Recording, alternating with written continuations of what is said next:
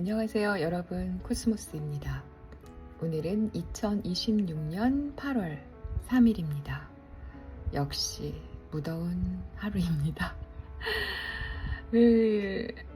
오늘 이렇게 길을 걷다가 너무나 날씨가 뜨거워서 정말 앞으로 우리 지구가 어떻게 될까 라는 걱정이 막 밀려왔어요. 그래서 오늘 여러분들과 함께 지구온난화에 대해서 좀 알아보는 시간을 가지려고 제프리 베넷의 지구온난화의 모든 것이라는 책을 한번 준비를 해봤습니다.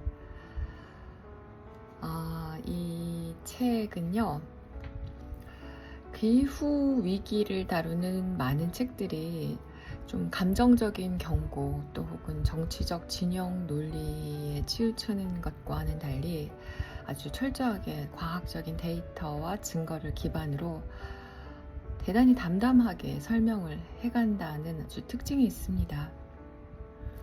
그리고 이 저자인 제프리 베넷이 오랫동안 대중과학서를 써오셨어요. 그래서 아주 많은 분들이 편안하게 지구온난화를 이해할 수 있는 그런 책이라고 생각이 됩니다. 왜 근데 이 제프리 베넷이라는 천체물리학자가 기후 문제에 관계를 갖게 되었을까요? 이 책에서 그 제프리 베넷 박사는 데이터를 볼 때 지구온난화가 이미 어떤 논쟁의 여지가 없는 수준으로 이제 명확한 과학적 결론에 도달했다는 사실에 주목을 하고 있습니다. 지금 우리가 겪고 있는 이 너무나 뜨거운 더위가 두말할 나위 없이 증명을 하고 있습니다. 그래서 아주 아주 수십 년 전부터 많은 과학자들이 이렇게 지구 온난화에 대해서 이제 경고를 해왔다는 것은 잘 알려져 있지만 과연 이제 우리가 어떤 대책을 세워왔는지는 의문이죠. 그래서 이 책을 한번 여러분들께서 읽어보셨으면 해서 같이 한번 나누어 보겠습니다. 이 책은요, 1, 2, 3부로 나누어져 있는데요. 첫 번째는 지구 온난화가 실제로 일어나고 있다는 이제 과학적인 증거들.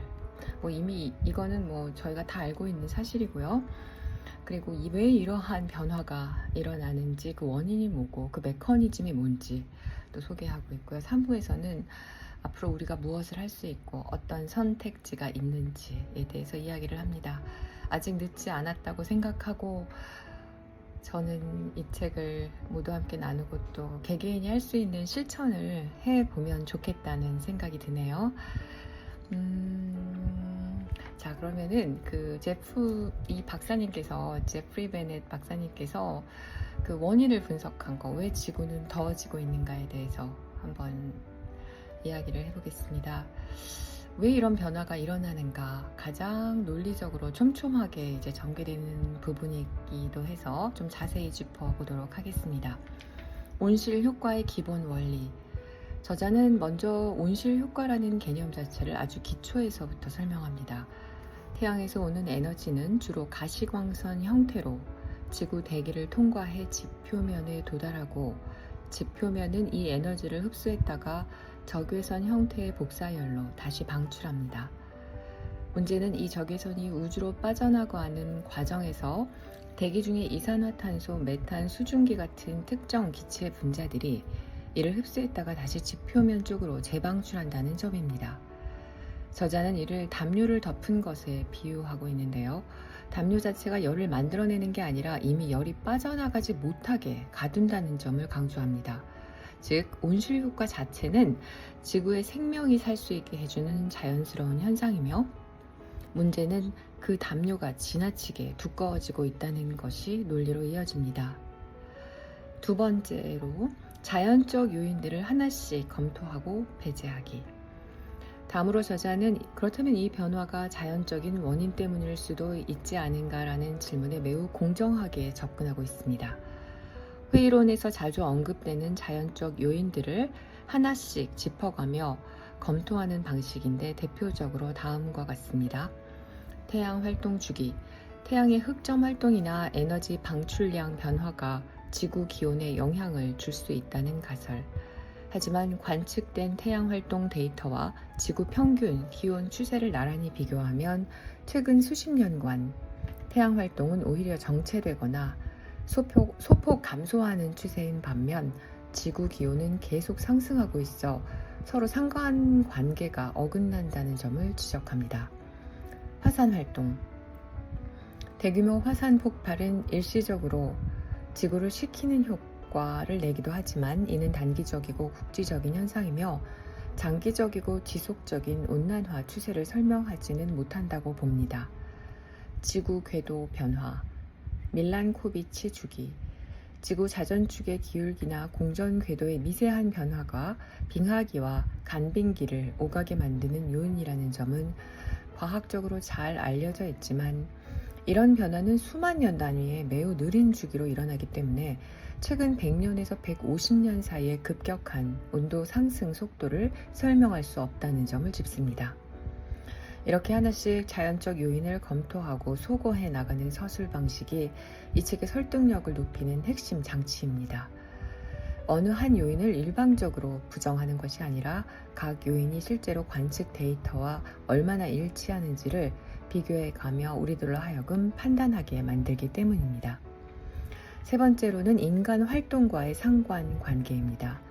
자연적 요인들을 하나씩 배제한 뒤 저자는 산업화 이후 인간 활동, 특히 화석 연소로 인한 이산화탄소 배출에 초점을 맞춥니다. 남극 빙하 코어 분석을 통해서 지난 수십만 년간 대기 중 이산화탄소 농도가 일정한 범위 안에서 오르내렸다는 사실을 보여준 뒤 산업혁명 이후 그 농도가 이 범위를 완전히 벗어나 유례없는 속도로 치솟고 있다는 점을 강조합니다. 그리고 이산화탄소 농도 증가 그래프와 지구 평균 기온 상승 그래프가 시기적으로 거의 정확하게 겹쳐진다는 점을 책에서 가장 강력한 시각적 증거 중 하나로 제시합니다. 4.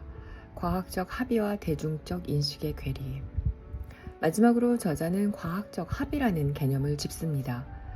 기후학 관련 논문들을 검토했을 때 인간 활동이 현재 온난화의 주된 원인이라는데 기후학자들 사이에서 압도적인 합의가 존재한다는 점을 소개하면서도 왜 일반 대중 사이에서는 이 문제가 여전히 찬반이 팽팽한 논쟁처럼 느껴지는지를 짚습니다.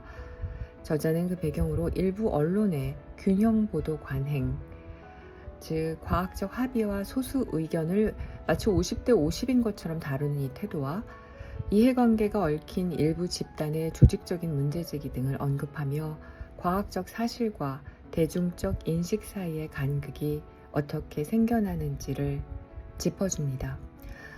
그렇다면은 이제 6번째로 앞으로 영향과 그의 시나리오를 보게 되면요.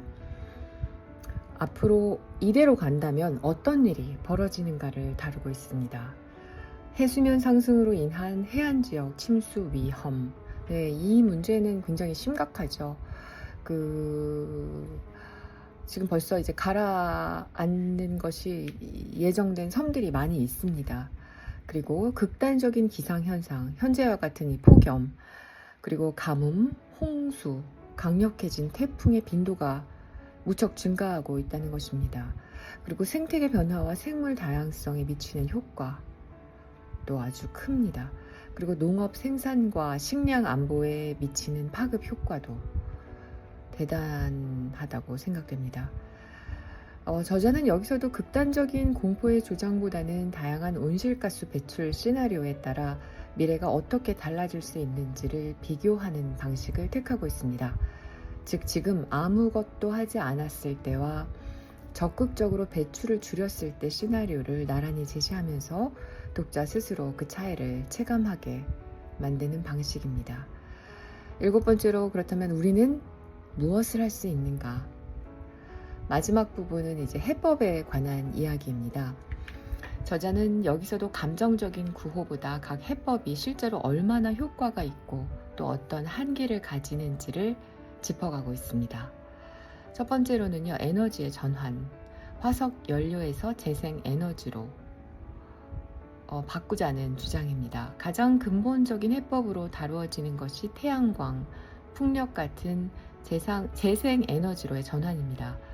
저자는 재생에너지 기술의 발전 속도와 비용 하락 추세를 데이터로 제시하면서 한때 비싸고 비효율적이라 여겨졌던 재생에너지가 이제는 여러 지역에서 화석연료 발전보다 경제성 면에서 경쟁력을 갖추게 되었다는 점을 짚고 있습니다. 동시에 태양광, 풍력의 간헐성 같은 현실적인 한계와 이를 보완하기 위한 에너지 저장 기술, 배터리의 필요성도 균형 있게 다룹니다. 앞으로는 정말 배터리, 이 에너지를 저장할 수 있는 배터리가 굉장히 중요한 산업이 될 것이라고 예측하고 있습니다. 두 번째는 원자력 발전에 대한 재조명. 흥미로운 점은 저자가 원자력 발전을 온실가스를 배출하지 않는 주요 에너지원 중 하나로 진지하게 재조명한다는 점입니다. 원자력에 대한 대중적인 거부감의 배경, 예를 들면 사고 위험이라든지 방사성 폐기물 문제를 인정을 하면서도 실제 사망자 수나 대기 오염으로 인한 피해 규모를 화석연료 발전과 비교했을 때 통계를 함께 제시하며 데이터 기반의 논의가 필요하다는 입장을 취하고 있습니다. 세 번째로는 에너지 효율 개선과 수요 관리. 새로운 에너지원을 만드는 것 못지않게 중요한 것이 덜 쓰는 것이라는 점도 강조됩니다. 건물 단열 개선, 고효율 가전제품, 전기차로의 교통수단 전환 등 같은 편익을 더 적은 에너지로 얻어내는 방법들이 소개됩니다. 특히 이런 효율 개선은 초기 투자 비용은 들지만 장기적으로 비용을 절감시키는 경우가 많아 환경적 효과와 경제적 효과를 동시에 얻을 수 있는 영역으로 다루어집니다. 이 부분은 우리 산업계에서 충분히 실천할 수 있고 또 우리들 개개인도 실천할 수 있는 부분이라고 생각이 됩니다. 자, 네 번째는 탄소 포집 및 저장 기술. 이미 배출된 혹은 배출을 완전히 막기 어려운 이산화탄소를 대기 중에 직접 포집하거나 배출원에서 포집해 지하에 저장하는 기술, CCS, 탄소 포집 저장 기술도 다루어집니다. 저자는 이 기술이 아직 대단히 비용이 높고 상용화 초기 단계에 있다는 한계를 인정하면서도 재생에너지 전환만으로는 감당하기 어려운 산업 부문, 제철이나 시멘트 등의 배출을 줄이는데 보완적으로 필요한 기술이라는 점을 짚고 있습니다. 다섯 번째, 정책적 대응, 탄소의 가격을 매기는 방법들. 개인이나 기업의 자발적 노력만으로는 한계가 있다는 점에서 저자는 정책적 수단의 중요성도 비중 있게 다룹니다. 대표적으로 다음 두 가지 방식이 소개되고 있는데요. 하나는 탄소세입니다.